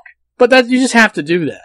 I don't want to do that. I just want to play the fucking game, and if I launch someone, just do it badly. Give me a fucking normal, fucking easy fucking combo. It's so annoying. Hang on a sec. Let's describe one of these problematic combos. Like, just with Leonardo, like, I have to have a different fucking combo on so many fucking scenarios, and it takes so long to learn it. Like, you have to go in the mentality, and when you play, to, like, that you're going to lose, and you're just gonna practice combos and just fish for launchers, because it's like, you're just have to, and it takes so much fucking muscle memory to, like, learn all these fucking combos before it actually becomes second nature. This is like, man, fucking Tekken Tag. I sound like an old man right now, but I don't give a fuck. Like, I would get a launch, and it would just be like jab, jab, 4-4. That's it. That's all I had to worry about. Or if I had like Julia, it was just like elbow, elbow, elbow, down, down, forward, 1-2. That's it. Like, and then you could just go back to concentrating on the game. But like, so it was really easy to pick up. Super easy to pick up. I think that was one of the nice things about the first Tekken Tag. The notations were easy as fuck. Like, everything was just like forward and a button, down and a button, maybe a forward here. The most complicated thing was like an electric or a wave dash or something like that. Very easy if you got a launch. The combos were really Bruce. You just did a standing 3 and then back 4-3-4. That was it. There was like nothing. Laser script. Like, there were tougher combos. Like, don't get me wrong. But for there was always easy bread and butters that were just no problem. I don't know. I just hate learning all that shit. It's just a pain in the ass. I would like him to be easier. Okay. Your opinion is valid. You like learning all that shit? Well, I mean, isn't that part of the fun? It is, I guess. I don't fucking know. It just bothers me. So is that the only thing you do, though, is like easier combos? Nothing from MKX can be sated. God, yeah. Ugh. No, MKX, yeah, trash everything. Interesting. What did you like about it? So if I were to make an MK11, there's a few things I'd keep. I like the idea of the variation system. Oh, that was cool. I like that. I think 3 is too many though. So I'm gonna take an idea from a game I really liked. So I played for a little while Persona 4 Ultimax, which was the sequel to the fighting game that came out in like 2012. And in that game, they have the idea of you have your normal character, and then you have your shadow character who has evil yellow eyes. The shadow character has a different main combo string, so it may have like a low in there or something like that. Like it's a little bit different, a little more of a mix-up. And then they also have their bar works differently. So in that game, you normally have, your regular 4 bars or whatever that fills up in little bars over time. And when you're a shadow character, you have one just long strip that fills up. Once that thing is filled, you go into a mode kind of like in like the first Marvel vs. Capcom where you can use like infinite supers, infinite EX moves until that meter is done. So they have an inherently different, like the way they play is different just because of that.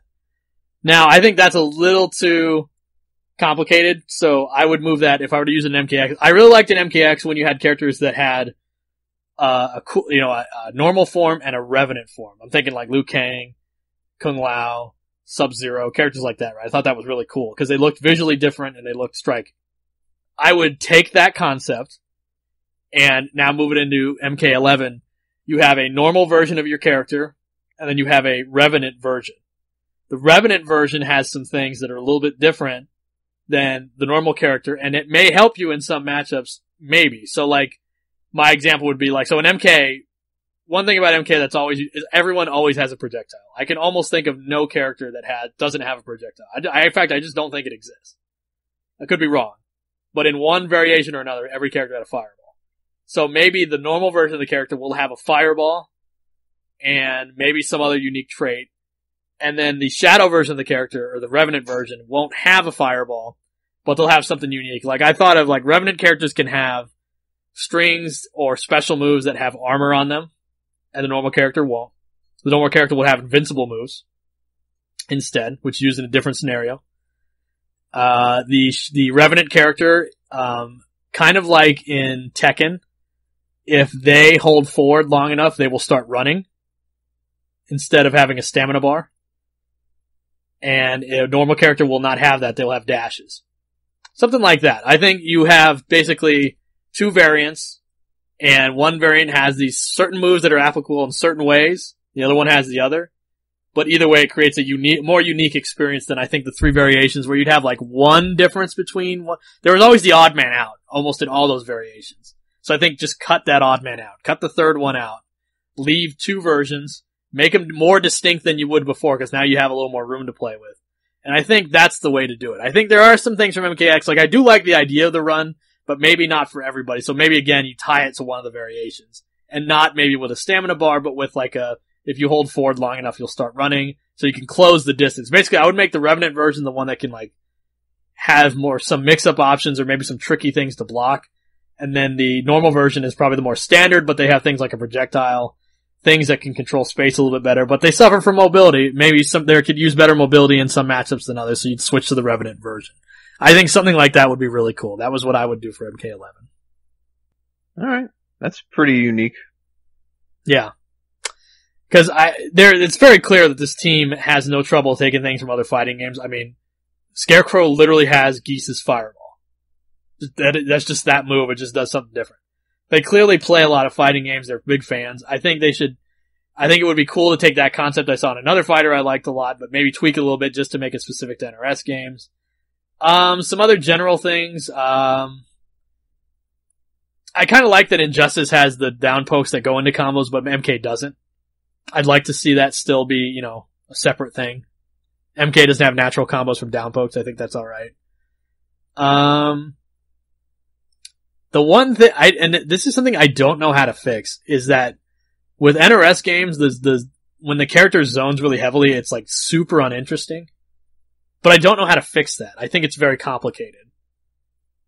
Well, most zoning is uninteresting. But you have, it's like, okay, so let's think about like Guile, for instance, right? In the older Street Fighter games, or even newer ones, Guile has only 2 moves. He only has Sonic Boom and the Flash Kick. But between that, it's like, his normals are also really good at, doing the same thing, but if you don't have the Fireball ready, you can use those. It's easier to or it's harder sometimes for you to get in because he can mix up the options between Sonic Boom and Crouching Medium Kick, and he wants you to jump on the Crouching Medium Kick so he can flash kick you and stuff like that. That kind of nuance doesn't exist in the NRS games. It's usually just like the projectile is just dominant. Like Deadshot. Where it's just like, okay, the projectile you can't possibly react to. Even if you jump over it, that's okay, you're probably not going to do it. But it's like I said, I don't know what the weird way their system is where it's kind of half 3D, half 2D. I don't know how to fix it.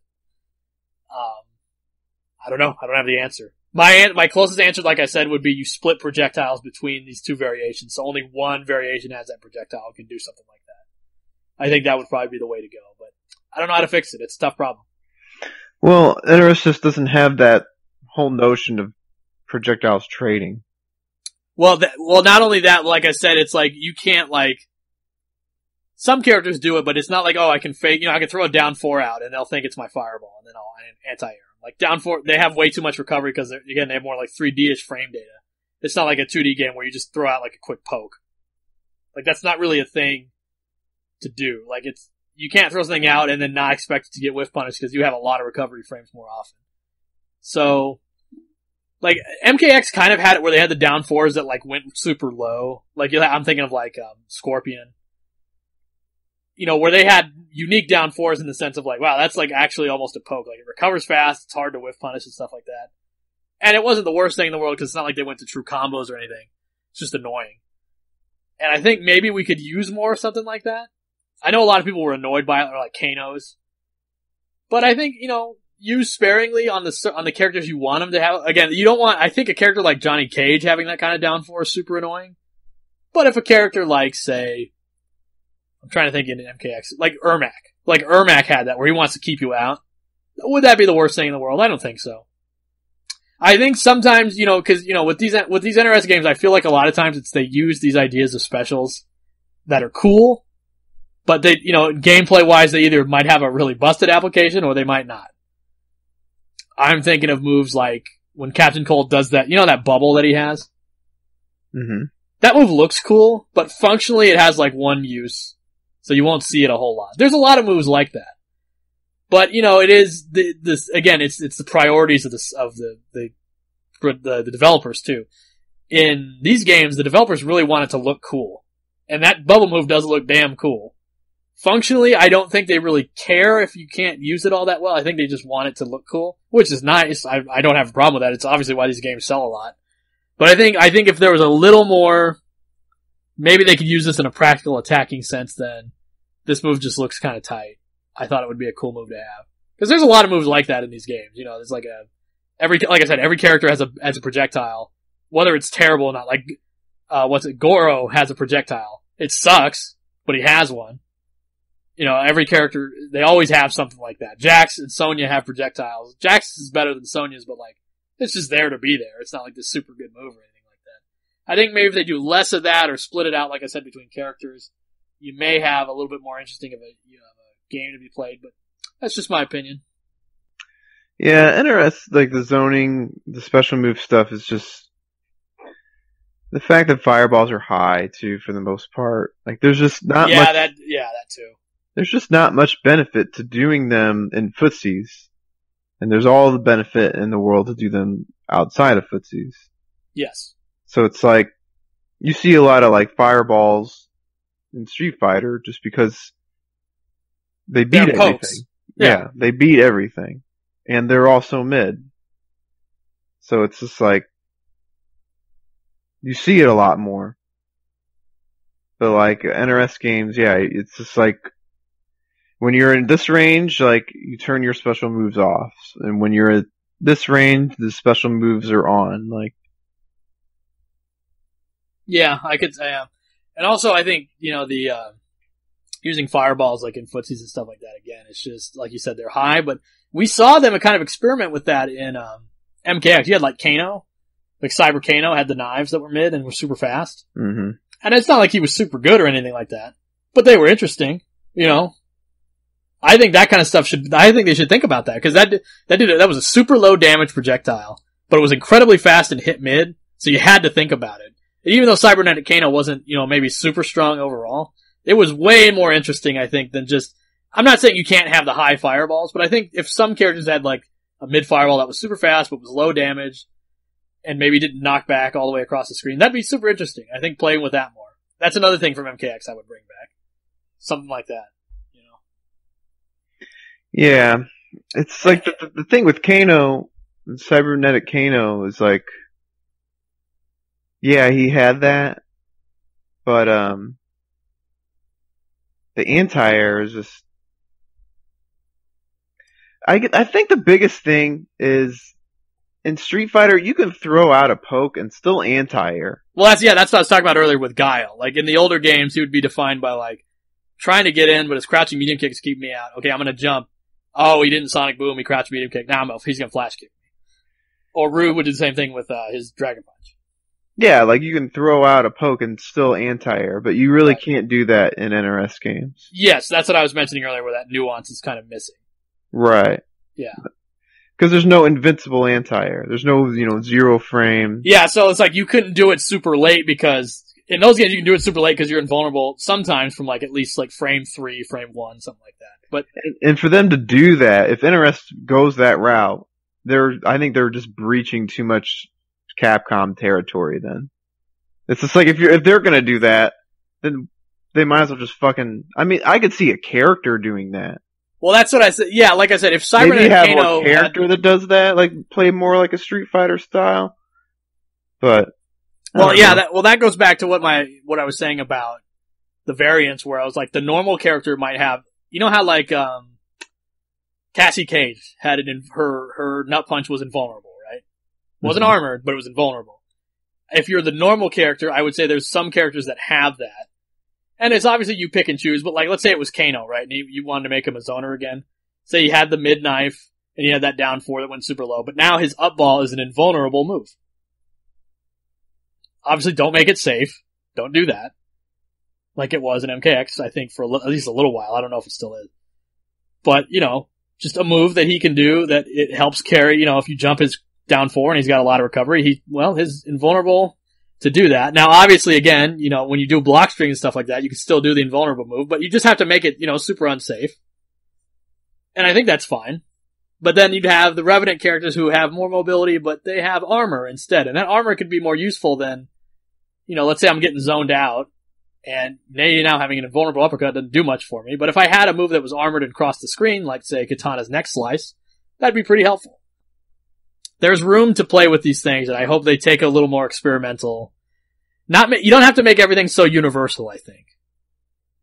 They've been getting away from that more and more, and I think that's a good thing. But I think, does everyone have to have a fireball? No. Does everyone's fireball have to be a high? No. Does everyone's down 2 have to be the same? No. Which, they've gotten away from a long time ago. I think those kind of things. I think that would be more exciting. Just a little bit. I think their variance is good. It's better than it's ever been. I'll say that much. Yeah. Where like MK9, everyone had the same jump punch and jump. Sometimes the jump kicks were a little different, but for the most part, like the jump punches were the same. A lot of down 4s were kind of the same. Few variants, but it's gotten better. I think there's more variety in playstyle in NRS games than fucking Capcom or Tekken. Well, I would say definitely with Street Fighter 5. I think definitely in Street Fighter 5. Yeah. Tekken, and I think Tekken also, I feel like maybe with Soul Calibur less because there's actual like weapons that are different, but like with Tekken I feel like there is that level of kind of sameness. It's just like, because what I've always heard about Tekken, and you can correct me if I'm wrong, what I've heard is like, yeah, there is characters that are really bad, but at the same time the way Tekken plays, you could get a hop kick. You get in there and you have so many, you have these unreactable lows or something like that, and you have throws and stuff like that. Your character can be bad, but at the same time, sometimes all it takes is like a few good reads on like with a hop kick or something like that, where it's like you can't, sometimes you go for a high or you go for a low and they hop kick you, and you lose a lot of damage. Yeah, what's your point though? No, that's what I'm saying as far as like the sameness is like, yes, they can be bad, but at the same time, like, they still have the option of like, this is a super powerful option that almost everyone has. There's like about 4 archetypes. Right, that's what I mean, yeah. Like you have a wave dash or you don't. In Tekken, there's like, I guess like 4 or 5 categories. There's strong mix-ups. There's hard Punisher, on block Punisher. Right. There's your really good whiff punisher, um, and strong keep out. Those are like the four main categories in Tekken, and each character just varies those four things. It's like Bruce, or not Bruce, like Brian's really good. Brian was really good, at punishing. He was really, like, he had it. Really good jab, punish. He's got jet upper, Jet upper, yeah, I'll say I know about that. he's got really good, like, long distance punishment stuff with the mock punch. Like, he can sit there and just block and just punish shit all fucking day. He's got orbital heal for the lows.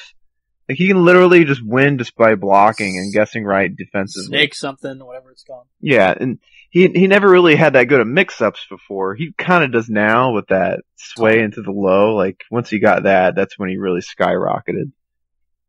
Lars was like that in Street Fighter. Tekken Tag 2. Oh, Yeah. okay. Damn it. Like, Tekken Tag 2 is just, he was kind of hard to get in on, and then he just blocked fucking everything. None of his lows were, all of his lows were launch punishable. Right. But it was like, I think it was what, punishing you said that he was really good at? He's really good at just block punishing. And then you have characters that are really good at just whiff punishing, but they're not that great at block punishing. And then you have characters like, Asuka or Eddie who are just really good at keeping people out. They don't block punish very well. They just throw out these big moves. They just throw out all types of shit, and it's just kind of hard to get in on them. If you force them to block, they might. Eddie doesn't even have a fucking launch right now until he's something's minus 15. Like most characters a lot of characters can launch at minus 13. He can't even launch until minus 15. Like, that's just crazy. And then you have, like, but his keep out's so good it compensates for. So like it's Leo and Fang, who are like, it seems like really good at like just doing what they want. Like, they have a lot of mix-ups. They're probably unsafe a lot of times, but they just, like, I know Leo has, like, was it like forward 4, and she does the knee, and she's holding it up, and she can do a low from it, got those mid kicks, and then Fang has something similar, I think, where he's got some sort of stance. It's like he goes into it, and it's like, oh, what do I gotta block now? Lei Wulong, another character, does that. Yeah, so it's like those are like the four main things. So, like, every character pretty much plays the same. You got your you whiff punish, you block punish, you have your mix-ups, and you have your keep out.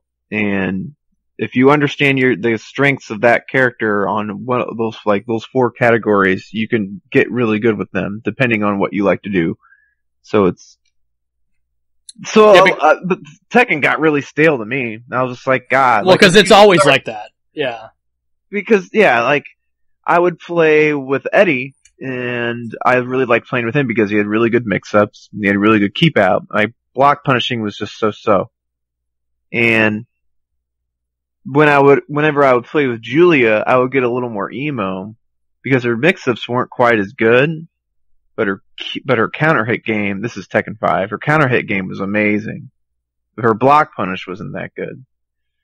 So she didn't fit my playstyle as good as Eddie, just because I always told myself, man, if I was just more defensive minded, I was like, if I just sat back and just fished for Magic 4 fucking counter hits and 1-2-1 counter hits and just block punish, and oh yeah, she had that stupid hop kick. Her hop kick was dumb as hell. And I was like, if I was like playing her optimally, I would never fucking do anything. I would just sit here and I would just fish for low parries, hop kicks, and counter hits with an occasional low poke here and there. And then if I really needed to make a comeback, then I go in with like a throw or something like that. And then there would be like Julia players that were doing that, and I'd be like, but they wouldn't have strong as mix-ups as I would have, just because I understood like the offense a little bit better with her.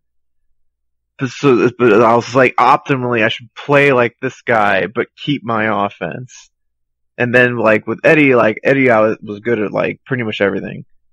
I don't know, it's just like, and then I would like, play with Lars a little bit, and I'd just be like, ugh. I'm just gonna throw out down back forward, and I'm just gonna see her and block punish. Like I don't want to be at someone's mercy, like this block punish. So I don't know. It depends on this playstyle you want. But they all pretty much play the same. It's just those 4 different varying things, and then like Injustice 2, it's just fucking crazy how different everything is. It's one of the reasons I like it.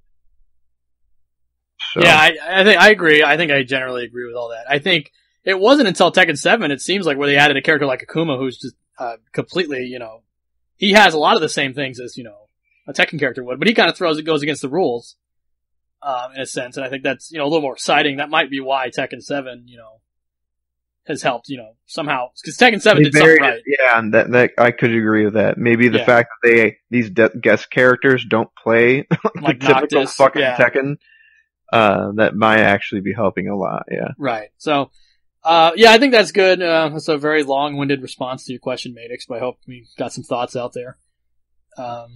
Always look forward to what NRS has to do. They always do something unique.